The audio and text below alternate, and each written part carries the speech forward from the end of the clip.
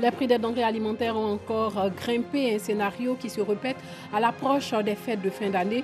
Les commerçants pointent toujours du doigt les grossistes. Et puis plusieurs raids ont été menés par les forces de sécurité égyptiennes au lendemain de l'attaque d'un bus de touristes vietnamiens près du Caire. 40 touristes ont été tués. Bonsoir et bienvenue dans le 19h. À 3 jours du Nouvel An, le panier de la ménagère se réduit comme en peau de chagrin en cause de la flambée des prix des denrées alimentaires. Dans les marchés, la banane, les aubergines et même la tomate voient leur prix s'envoler aux grandes dames de la population, surtout celle-là même qui a un pouvoir d'achat réduit. Doigt des Lasers a fait un tour dans plusieurs marchés du district d'Abidjan. Nous sommes à Yopougon-Niagon, Carrefour Marché. Ici, le prix des denrées alimentaires a connu une hausse. À quelques jours des fêtes de fin d'année, la tomate, l'aubergine et la banane ont vu leur prix grimper. Nous, on vend carottes. À cause des fêtes, là, c'est augmenté. On peut payer 400, on vend 600. Mais plus là, un sachet comme ça, on paye ça 800 maintenant. Donc on fait à 1000 francs. Pommes de terre, on payait ça avant les fêtes 10 000. Maintenant, on s'en va là, au marché, à plus de pommes de terre là. Un sac à 11 000. 11 500. À cause des fêtes là, c'est augmenté. Une hausse qui n'est pas du goût des consommateurs. Les condiments, tomates, concombre, ça a augmenté un peu. Habituellement, je paye 3 boules de tomates, le tas à 500. Mais aujourd'hui, 200 est devenu 300. Tout est cher. On ne peut pas s'en sortir avec les enfants, le nombre d'enfants qu'on a à la maison, avec ce que nous trouvons sur le marché, c'est cher. Chacun donne son prix quand tu arrives. Ça fait que le 10 000, tu vas faire marché de 10 000 pour 2 jours. Ça dit que tu as fait ton marché de 10 000 pour la fête là, c'est juste une journée puis c'est fini. Dame Béatrice est vendeuse dans ce marché depuis plus de 10 ans. Pour elle, la flambée des prix de ses produits vivriers découle des tarifs borchamps. La banane que j'ai payée à 5 500, aujourd'hui c'est 7 000. J'ai payé la banane, un sac à 7 000. Ça veut dire qu'il y a eu 2 000 francs de plus. La patate que j'avais l'habitude de payer à 8 000, 7 500, aujourd'hui est 9 000. Et on paye dans la voiture. Ça veut dire que tu t'arrêtes dehors, tu donnes l'argent, puis on enlève ça pour tomber. L'orange que j'ai payé à 5 000, 4 000, aujourd'hui il était pas. Le sac est 8 000. Filet là est devenu 7 500.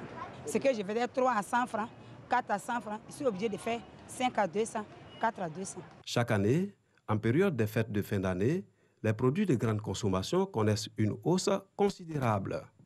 En fin d'année 2018, des mesures sont prises par l'État de Côte d'Ivoire pour la régulation du prix des denrées de première nécessité. Le ministre du Commerce, de l'Industrie et de la Promotion des PME, Souleymane Diarra Souba, a entamé une visite dans des marchés des communes d'Abidjan pour sensibiliser les commerçants au respect des prix homologués. La plupart de nos commerçants vendent en fait en faisant soit des tas, soit en utilisant des seaux, ou bien fixent les prix à vue d'œil et n'utilisent pas la balance en fait pour pouvoir peser en fait les différents produits qui sont vendus aux différents consommateurs. Donc l'objectif pour nous est d'attirer leur attention que pour pouvoir vendre les produits, notamment par la loi qui existe en Côte d'Ivoire, ce sont les instruments de mesure qui sont recommandés. La baisse des prix des denrées et autres produits de consommation pourrait faire l'affaire des populations en cette période des fêtes, car déjà fragilisées par la cherté de la vie. Et qui dit veille des fêtes dit sécurisation des populations et de la ville, et qui mieux que les forces de défense et de sécurité est à même de mener à bien la sécurisation des personnes et des biens. À San Pedro, dans le sud-ouest du pays, il se prépare à parer à toute éventualité. Le reportage de Sam Conan. Ils sont venus nombreux prendre part à ce footing de fraternité et de cohésion au sein de la grande armée représentée ici à San Pedro. De l'artère principale au 2e arrondissement de police, en passant par le quartier Bardo, les hommes en armes ont parcouru plus de 15 km. Une fois au sein du 2e arrondissement de police, place aux séances d'étirement, d'abdos, de pompes et de relaxation. Les tout-petits sont venus encourager leurs parents. Les aînés sont également présents pour encadrer les jeunes. On a besoin de ça pour travailler tous les jours. Et ça fait du bien. Voilà. Pour ces fêtes de fin d'année, la sécurisation des biens et des personnes préoccupe les forces de défense et de sécurité. Au-delà de l'aspect santé, joie que cela nous procure, c'est le lieu de montrer l'esprit de solidarité entre les forces de San Pedro. C'est le lieu aussi de montrer, en prélude aux fêtes de fin d'année, à la population qu'elle a une police, une gendarmerie, une armée forte, prête à combattre pour leur sécurité. C'est dans une bonne ambiance que les frères d'armes se sont quittés. Physiquement prêts, ils vont veiller sur la sécurité pendant ces fêtes, le réveillon de la Saint-Sylvestre et la fête du Nouvel An. Abidjan brille de mille feux depuis quelques jours. Fête de fin d'année oblige. Tout le district s'est paré de sa plus belle tenue, féerie et lumière pour les fêtes. Une réconciliation en couleurs. Découvrons ce monde féerique avec Rosemont Kini et Parga Sorokoni. Abidjan, perle des lagunes illuminées à l'occasion des fêtes de fin d'année. Nous sommes alentour de la cathédrale Saint-Paul du Plateau. Le décor est planté pour séduire la population. Traoré Ali habite la commune de Yopougon.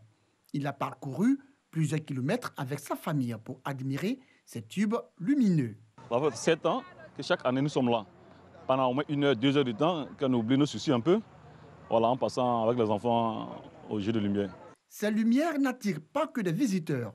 Les commerçants y voient un moyen pour faire de bonnes affaires. Sinon, depuis le début, chaque année, on est ici. On vient se chercher un peu, comme on le dit. S'il n'y a pas de lumière, on l'a assis. Une fois qu'il y a des lumières chaque année, on est très content. Très content, on sort. On a vu les lumières là, on a commencé à vendre, surtout lundi, surtout aujourd'hui. Ça marche un peu par jour. Souvent, on gagne 10 000, 4 000, 5 000, ça dépend. Après la cité administrative, cap sur la commune d'Abobo. Ici, l'ambiance et l'affluence sont différentes.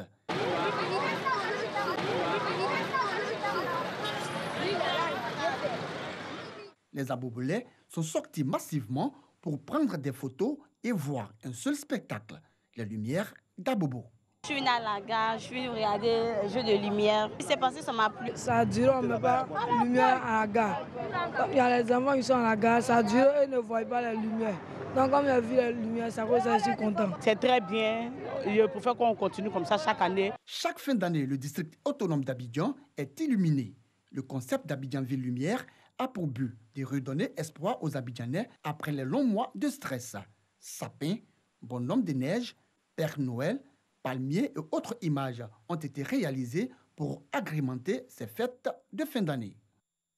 Et une ONG offre des vivres à 50 mamans de la commune de Cocody pour justement leur permettre de passer les fêtes en toute quiétude. Ces femmes sont issues pour la plupart de couches défavorisées ou s'occupent seules de leur progéniture. Doigt laser. Sur ces visages, on peut lire la joie et le soulagement de se sentir aimé par les siens. La raison, l'ONG internationale Grâce Divine vient d'offrir des vivres à ces mères et leur progéniture. Ce sont au total 50 mamans veuves qui bénéficient de ce don à l'église Sema de Cocody à Toban. Elles pourront passer des fêtes de fin d'année l'esprit tranquille. Ce geste de bienfaiteur confirme les Saintes Écritures qui veulent que l'on se souvienne des veuves et des orphelins. C'est une très grande joie et c'est une bénédiction. Et tout enfant béni ne peut pas oublier une maman.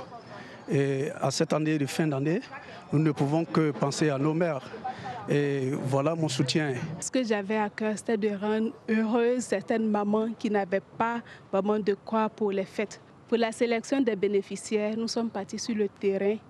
Nous avons vu quelques mamans, nous avons vu leur état de vie, comment est-ce que tout se passe chez elles, tout et tout. C'est en fonction de ça que nous avons fait notre sélection. Quelques bénéficiaires ont tenu à exprimer leur gratitude à leurs bienfaiteurs. Je veux leur dire de continuer parce que cette œuvre fait de la joie et fait que les veuves ont de la joie pendant un jour de fête. Une page triste à présent, un drame s'est produit dans la commune de Makori, au quartier Anoumambo, sur la lagune Ébrié, dans la nuit d'hier à aujourd'hui. Une embarcation a chaviré sur le plan d'eau lagunaire. 11 jeunes étaient à bord, les pompiers se sont rendus sur les lieux. 5 jeunes ont pu regagner le rivage et ont été pris en charge dans les structures sanitaires. Les plongeurs du groupement des sapeurs-pompiers militaires ont effectué des recherches et retrouvé 6 corps de jeunes dont l'âge varie entre 11 et 20 ans, 3 filles et 3 garçons. Le préfet d'Abidjan, Vincent Vincent Toby Iri et la ministre de la Solidarité et de la lutte contre la pauvreté, Mariatou Kone, ont présenté leurs condoléances aux familles endeuillées. Et puis l'écrivain et homme politique malien Seydou Badian est décédé hier à Bamako.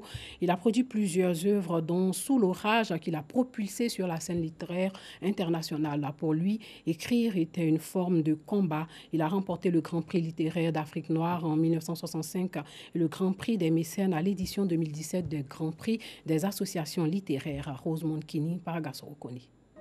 Le monde littéraire vient de perdre une boussole.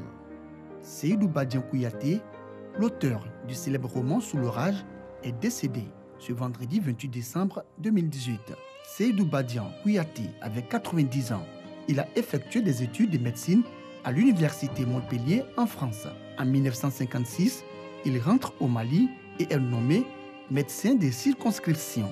Proche du premier président Modibo Keïta, il écrit les paroles de l'hymne national du Mali. Seydou Badian était en rupture avec la vision occidentale.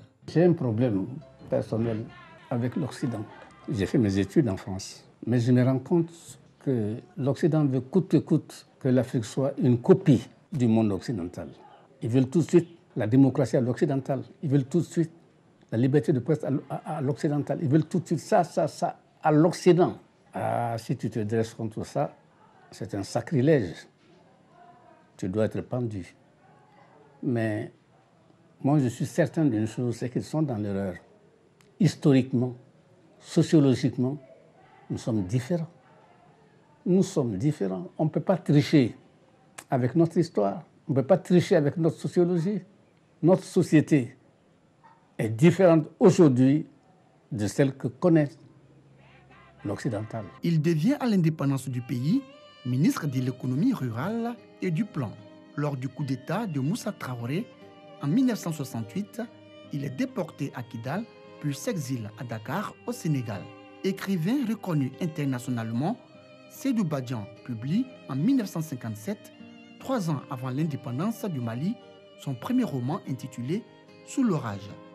En 1965, il publie Les dirigeants africains face à leur peuple, qui remporte le Grand Prix littérature d'Afrique noire. 2 autres romans sont publiés ensuite, Le sang des masques en 1976 et Noces sacrées en 1977 et bien d'autres. Il dénonçait le désamour des jeunes pour la lecture. Nous avons un problème, particulièrement au Mali. Malheureusement, on ne lit pas. On ne lit pas, les jeunes ne lisent pas. Ils créent des associations, ils s'amusent, mais la lecture n'est pas dans les priorités de la jeunesse. Et c'est véritablement dommage. Seydou Badian a été sacré lauréat du Grand Prix des mécènes au GIPAL 2017 pour l'ensemble de sa production bibliographique. Et puis les Congolais se rendront aux urnes demain pour les élections présidentielles, législatives et provinciales. La conférence épiscopale a prévu de déployer plus de 40 000 observateurs dans tout le pays. L'ONG congolaise Synergie des missions d'observation citoyenne des élections a annoncé avoir déployé plus de 20 000 observateurs dans les 26 provinces. Les 2 principaux candidats de l'opposition ont refusé de signer un document pour la paix selon eux parce qu'ils n'intègrent pas leur amendement. Le texte a été signé par le candidat de la majorité Emmanuel Ramazani Chadari et le président de la Commission électorale nationale indépendante, Corneille Nangaa. Ce texte est un engagement pour la paix, pour des scrutins transparents, apaisés et non violents. Et sachez que le scrutin a été reporté dans 3 zones, dont Béni, Boutembo, victimes d'Ebola et de violences. Et puis les forces de sécurité égyptiennes ont tué aujourd'hui 40 terroristes dans des raids au lendemain d'un attentat meurtrier contre un bus de touristes vietnamiens près du Caire, 30 dans la région de Gizeh et 10 dans le Nord Sinaï. Ils planifiaient une série d'agressions contre le secteur du tourisme, les lieux de culte chrétiens et les forces de sécurité. 3 touristes vietnamiens ont perdu la vie dans l'explosion d'une bombe artisanale au passage de leur bus. Voilà, c'est tout pour ce soir. Portez-vous bien.